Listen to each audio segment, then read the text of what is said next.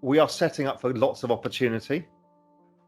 And for me, it's like, I know it's a kind of worn out expression, but you should be thinking about a shopping list. If you believe in a future of technology, you should be looking at what you can buy and when. Maybe you're a commodity person. Well, they're being thrown out with the bathwater as well. Maybe you believe in the copper shortage story.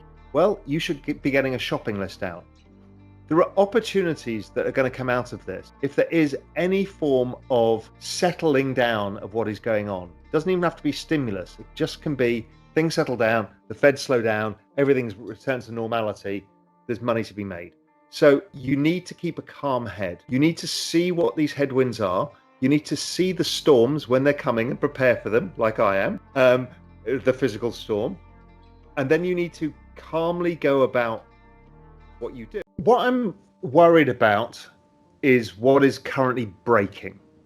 And, people say, what's going to break? What's going to break?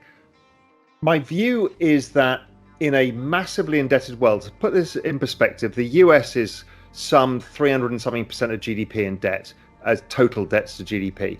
It is 100% of world GDP in debt. It's the most indebted any nation has ever been. And everybody borrows dollars. And we're in a system where they're trying to act like Paul Volcker, because basically the Fed is run by a bunch of baby boomers and they want to get a book out where they're on the front cover like Paul Volcker to be the heroes. But I think what they're doing is fighting the ghosts of the past. The ghost of the past, the 1970s, was wildly different. We've talked about this in Daily Briefing before. The demographic setup is different. Also, the debt is different. I mean, the US is like 100% of GDP in debt, total debts at that point. We're now at least another 150%, maybe 200% of GDP in debt on top. So with an aging demographic and high debt, it's very difficult to generate inflation. But the Fed are now convinced they need to be Paul Volcker, and they are going to go and raise rates further than the market can deal with. And we're seeing it. We're seeing it everywhere, that the market's going, we cannot deal with rates like this and the liquidity that's happened. So liquidity has been drawn out by quantitative tightening. What they've done with the banks and what bank reserves have to be held has kept money out of the market. There's basically no buyer of the bond market. So there's a few charts, I think Claire's going to try and share them. Bond market liquidity is basically as bad as it was in the peak of the pandemic, when the bond market froze and everyone was worried Citadel had gone under, whoever had gone under. That's how bad the bond market is now. It is completely decoupling from anything, and I'll come on to that in a sec. The next chart, another way of looking at it, is bond market volatility. Bond market volatility is higher than stock market volatility. This is not normal. And again, we're approaching the peak of the absolute crisis when the entire world shut down and we thought everybody was going to die, right? That's how bad the situation in the bond market is. What that's done is decoupled the bond market from the underlying inflation story. So this is not a fear of inflation, really, because the Fed are saying we're going to do anything to kill inflation. Well, what's happened is the break-evens rate has agreed with that and said, yes, inflation is not the enemy. And break-even inflation, I'm looking at the 5 years, is at 2.4%, which broke down today. And 1 year is at 1.95. So they're basically around 2%. So the market's saying forward-looking inflation is back to normal. Okay, but the problem is if bond yields are going up and inflation expectations are going down, you see this next chart, Claire, which is real rates. Real rates have been trending lower over time. This is 5-year real rates. They trend lower because of debt and demographics. So you need to have low real rates to stimulate the economy or run it normally. So the trend rate of real rates is actually negative 1%. But we've just seen the fastest ever rise in real rates in history. So you're raising real rates on people at a time when they can't afford to service their debts because there's too much debt out there. So it's creating chaos in the bond market because the Fed have essentially gone too far with this whole mechanism between how the banks can use their balance sheets, plus quantitative tightening, plus raising the Fed funds rate.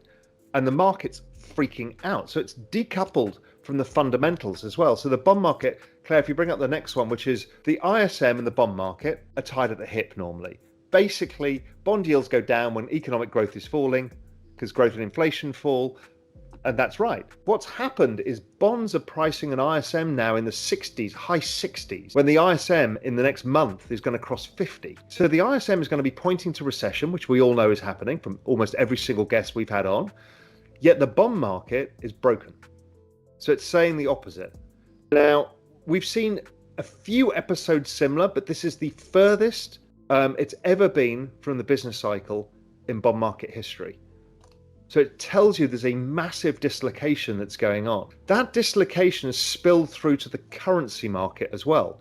We've already been noting, dollar yen, right? That was a specific situation because there was yield curve control, so you're printing yen.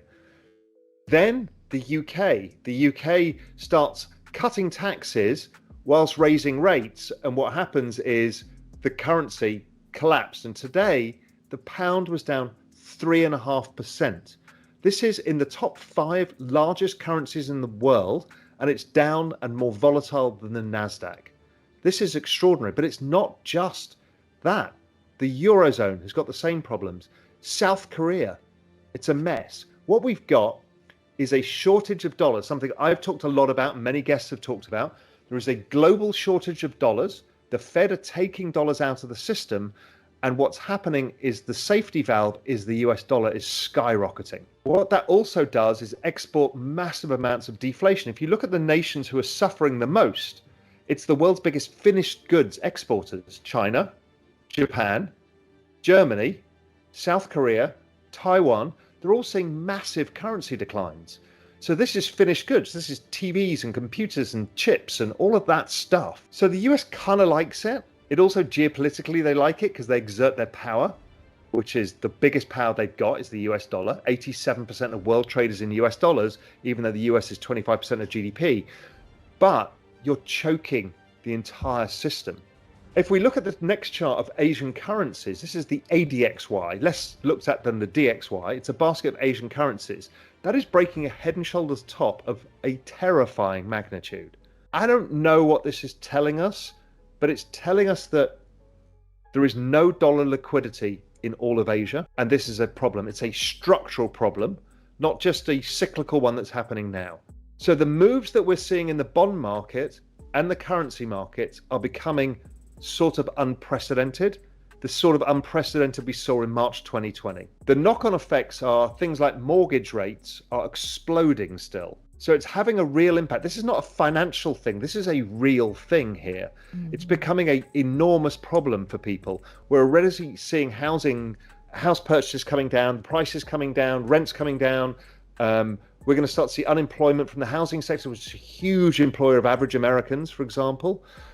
Europe is in this huge grip that we know about. My working hypothesis was I'm not sure the equity markets are going to make significant new lows, and I'm still not. They may break the low, go a bit lower, and then break higher, back higher again, because the sentiment in equities is unparalleled. I'm about to write this in Global Macro Investor. It is the worst sentiment in any measure of any survey in the history of equity markets. So people are record bearish. They're terrified because of what's going on. The bond market, which is the anchor pricing for everything, is unhinged. And the dollar, which is the big daddy of all macro assets, has become untethered as well. It is a scary situation, but how I look at this is, okay, and I had a great conversation that will come up in next week, I think, with Arthur Hayes from BitMEX.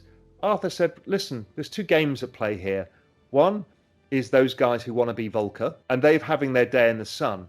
But in the background is a much more powerful group, and that is the politicians. The politicians are the ones that actually set policy. When the politicians decide that economic growth has gone too far, they will change the game. And I believe that. And that's where quantitative easing, direct handouts, and other stuff to alleviate the pain that's going on. They can't have mortgage rates like this for very long before unemployment starts coming, and this becomes a big problem for the Biden administration or whichever administration in whichever country you got to deal with. So therefore, the propensity for there to be, if this trend continues that we're seeing, there is a propensity for the market soon to start pricing in, somebody's going to have to step in here, much like they did in 2020.